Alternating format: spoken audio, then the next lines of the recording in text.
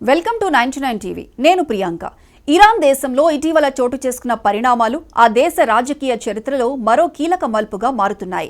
Iran సర్వోన్నత నాయకుడు Ayatollah Ali ఖొమైనీకి వ్యతిరేకంగా మొదలైన నిరసనలు 2026 నూతన సంవత్సర వేళ మరింత తీవ్రతరమయ్యాయి. మొదట నిత్యావసర వస్తువుల ధరల పెరుగుదల, అధిక ద్రవ్యోల్బణం వంటి ఆర్థిక సమస్యలపై ప్రారంభమైన ఈ ఆందోళనలు క్రమంగా రాజకీయ స్వరూపం దాల్చాయి. ప్రజల్లో దాగి ఉన్న అసంతృప్తి ఒక్కసారిగా రోడ్లపైకి రావడంతో పరిస్థితి ప్రభుత్వ నియంత్రణకు సవాలుగా మారింది. ఇరాన్లో సామాన్య ప్రజల జీవితం గత కొన్ని సంవత్సరాలుగా తీవ్ర ఒత్తిడిలో ఉంది. దేశ కరెన్సీ అయిన రియాల్ విలువ అంతర్జాతీయ మార్కెట్లో భారీగా పడిపోవటం వల్ల దిగుమతి వస్తువుల ధరలు ఆకాశాన్ని తాకాయి.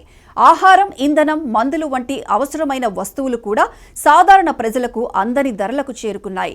ద్రవ్యోల్బణం 40% దాటడంతో నెలవారీ ఆదాయం ఉన్న కుటుంబాలు తీవ్రమైన ఆర్థిక సంక్షోభాన్ని ఎదుర్కొంటున్నాయి. ఈ పరిస్థితుల్లో ప్రజల్లో సహజంగానే ఆగ్రహం పెరిగింది. మొదట పెద్ద నగరాలకే పరిమితమైన నిరసనలు క్రమంగా చిన్న పట్టణాలు, గ్రామీణ ప్రాంతాలకు కూడా విస్తరించాయి. టెహ్రాన్, ఇస్ఫహాన్ వంటి ప్రధాన నగరాలతో పాటు లోర్డెగాన్, కుహదాస్ వంటి ప్రాంతాల్లో కూడా ప్రజలు పెద్ద సంఖ్యలో రోడ్లపైకి వచ్చారు. వారం రోజులుగా కొనసాగుతున్న ఈ ఆందోళనలో భద్రతా బలగాలు, నిరసనకారులకు మధ్య తీవ్ర ఘర్షణలు చోటు చేసుకున్నాయి. అంతర్జాతీయ వార్తా సంస్థల కథనాల ప్రకారం ఇప్పటి వరకు 7 మృతి చెందగా వందలాది మంది గాయపడ్డారు. ఈ మరణాలు ప్రజల్లో మరింత ఆవేశాన్ని రగిలించాయి. టెహ్రాన్ యూనివర్సిటీ విద్యార్థులు ఈ ఉద్యమంలో కీలక పాత్ర పోషిస్తున్నారు.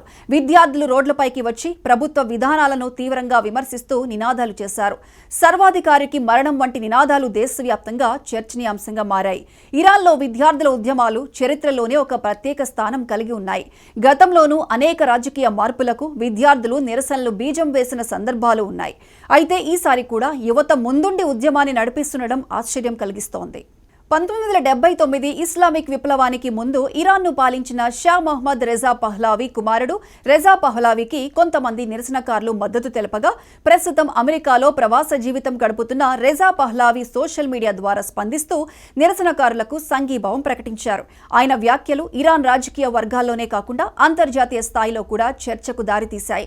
అయితే దేశంలో ప్రతి నిరసనకారుడు ఆయనకు మద్దతు ఇస్తున్నాడని చెప్పలేం. చాలా మంది ప్రజలు రాజ్య వ్యవస్థ మారాలన్న ఆశతో కాకుండా తమ రోజువారీ జీవిత సమస్యలకు పరిష్కారం కావాలన్న ఆకాంక్షతోనే రోడ్లపైకి వచ్చినట్లు విశ్లేషకులు చెబుతున్నారు.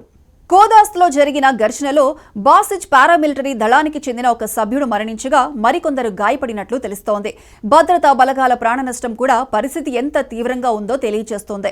ప్రభుత్వం నిరసనకారులను దేశ శాంతికి ముప్పుగా చిత్రీకరిస్తుండగా ప్రజలు మాత్రం తమ ఆవేదనకు ఇది ఒక్కటే మార్గమని భావిస్తున్నారు. పరిస్థితి చేయి దాటుతుండటంతో ఇరాన్ ప్రభుత్వం అప్రమత్తమైంది. ఒకవైపు అదనపు భద్రతా బలగాలను మోహరించి కఠిన చర్యలు చేపడుతూనే మరోవైపు చర్చలకు సిద్ధమని ప్రకటించింది. వర్తక సంఘాలు, వ్యాపార ప్రతినిధులతో నేరుగా మాట్లాడి సమస్యలకు పరిష్కారం కనుగొనే ప్రయత్నం చేస్తామని ప్రభుత్వ ప్రతినిధులు వెల్లడించారు. అయితే గత అనుభవాలను దృష్టిలో పెట్టుకుని ప్రజల్లో ప్రభుత్వ హామీలపై నమ్మకం తక్కువగా ఉందని రాజకీయ పరిశీలకులు అభిప్రాయపడుతున్నారు.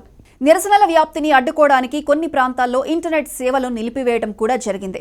సోషల్ మీడియా ద్వారా ఉద్యమం వేగంగా విస్తరిస్తోందన్న కారణంతో ప్రభుత్వం ఈ నిర్ణయం తీసుకున్నట్లు చెబుతోంది. కానీ ఇంటర్నెట్ ఆంక్షలు ప్రజల్లో అసంతృప్తిని మరింత పెంచుతున్నాయన్న విమర్శలు కూడా వినిపిస్తున్నాయి. మొత్తానికి ఇరాన్లో జరుగుతున్న ఈ నిరసనలు కేవలం తాత్కాలిక ఆందోళనగా కాకుండా లోతైన సామాజిక, ఆర్థిక సమస్యల ప్రతిబింబంగా కనిపిస్తున్నాయి. ప్రజల జీవన ప్రమాణాలు మెరుగుపడకపోతే, నిరుద్యోగం, ధరల పెరుగుదల వంటి సమస్యలకు సరైన పరిష్కారాలు దొరకకపోతే ఇలాంటి ఉద్యమాలు మరింత బలపడే అవకాశం ఉంది. రాబోయే రోజుల్లో ఇరాన్ ప్రభుత్వం ఎలాంటి నిర్ణయాలు తీసుకుంటుందో, ప్రజల ఆవేదనకు ఎంతవరకు స్పందిస్తుందో అనేదే దేశ భవిష్యత్తును నిర్ణయించే కీలక అంశంగా మారనుంది.